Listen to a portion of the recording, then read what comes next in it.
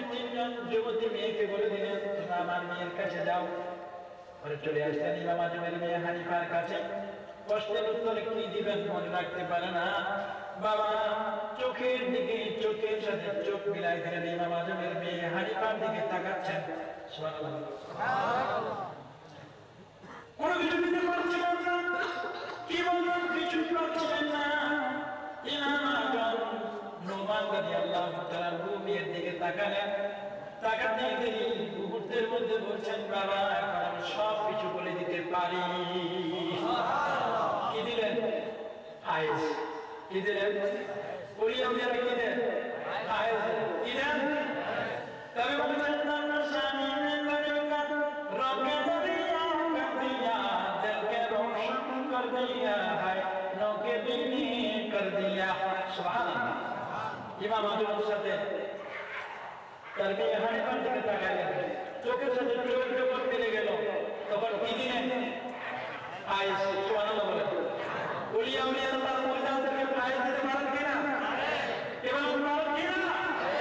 কেউ যদি বলতেন সাহেব রহমাতুল্লাহর কাছে তার জীবিত অবস্থায় গিয়ে যদি কেউ ওলিয়া উলিয়ার নজর যদি পড়তো তার দিকে একবারে মানুষটা আল্লাহর ওলিতে পরিণত হয়ে যেতেন।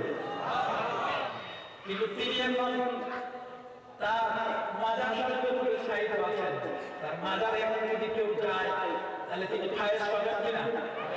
এই জন্য কেতাবের মধ্যে লেখা আছে ওলিয়া উলিয়ারা জীবিত অবস্থায় যেমন হায়েস দিতে তার ইন্তেকালের পরে তাদের হায়েসের মর্যাদা মর্তবা 70 গুণ বেড়ে যায়।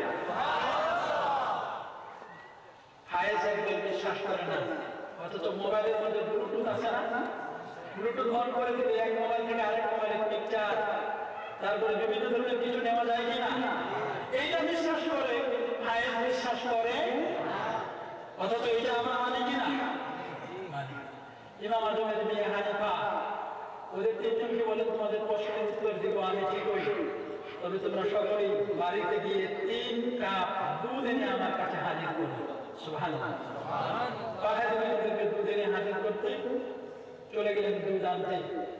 ইমাম আজম বলছেন জগতের মধ্যে সবচেয়ে মূল্যবান জিনিস সেটির নাম হচ্ছে আকীদা।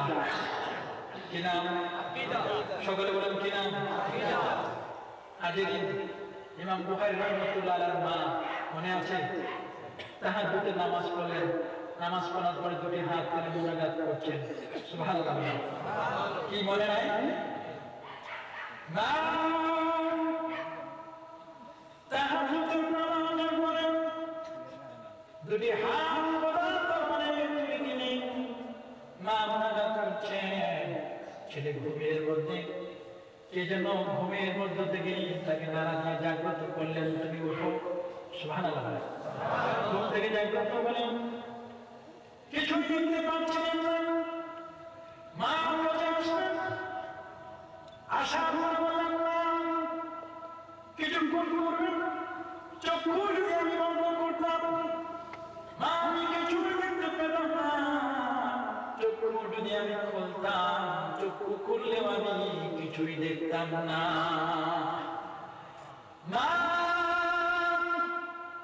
কসম করে আমি যখন ঘুমেছিলাম ঘুমের মধ্যে হঠাৎ করে এমন একটা আলো আমার চোখের মধ্যে এসে পড়লো।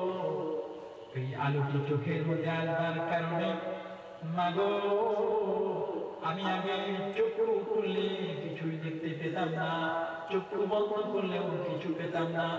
মা এখন চক্ষু খুললে যতদূর পর্যন্ত খালি জায়গা ততদূর পর্যন্ত আমি দেখতে পাই। মা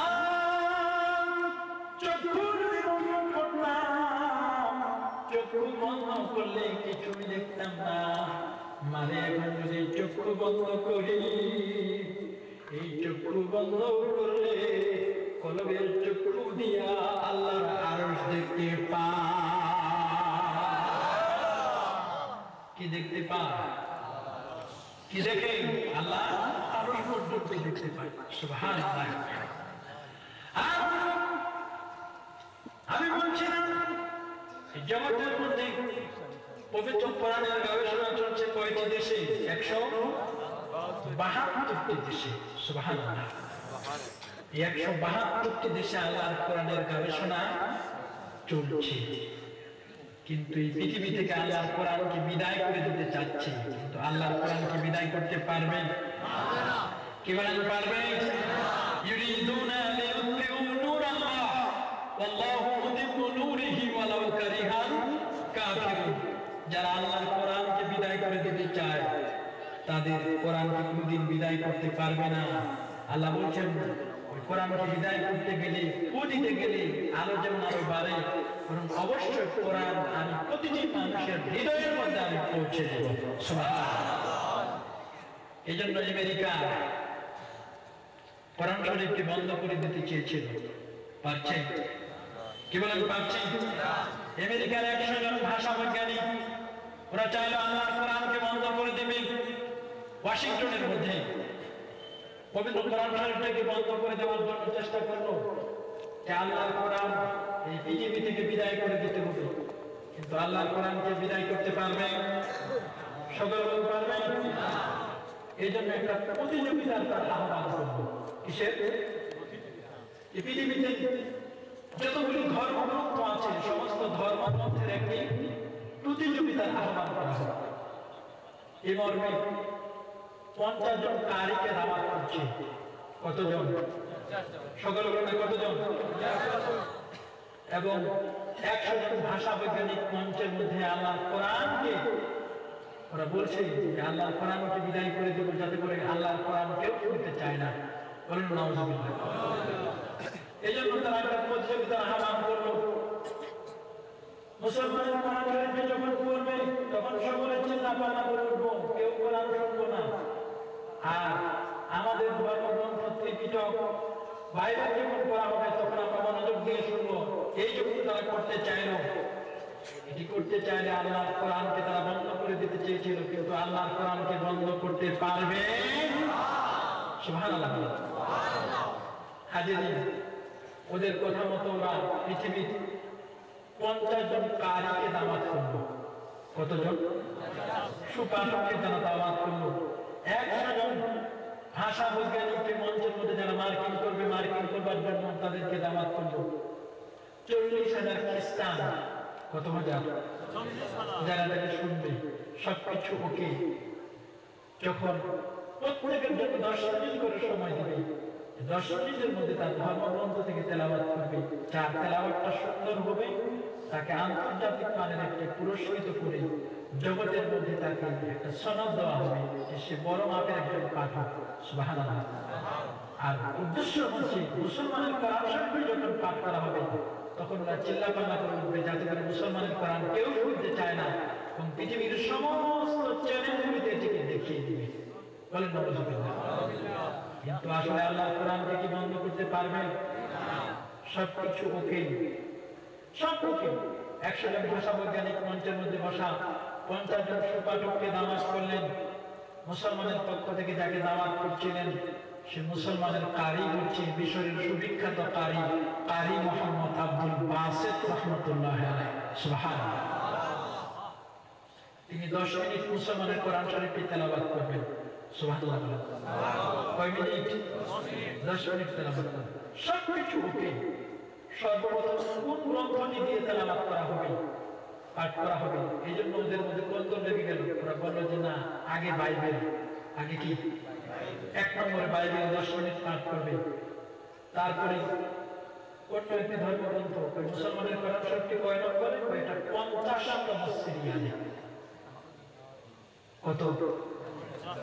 আসলে সঠিক সিদ্ধান্ত তারা নিয়েছে, কারণ কোরআন শরীফের বক্তব্যের পরে আর কোন বক্তব্য চলে না। কোরআন হচ্ছে সভাপতি। সুবহানাল্লাহ। আল্লাহ বলেন কোরআন নাযিল করেছে আমি, ইন্না নাহনু নাযালনা যিকরা ওয়া ইন্না লাহু লাহাফিজুন। কোরআন নাযিল করেছি আমি, আর কোরআনের হেফাজতের দায়িত্ব কার হাতে? আল্লাহ। কোরআন শরীফের বক্তব্যের পর আর কোন বক্তব্য চলে না। তাফসীরে জালালাইনে একটি হাদিস আছে, আসমান কুতুবুস সামাবিয়াতে আল কোরআন, আসমানের গ্রন্থের মধ্যে সর্বশ্রেষ্ঠ হলো কোরআন।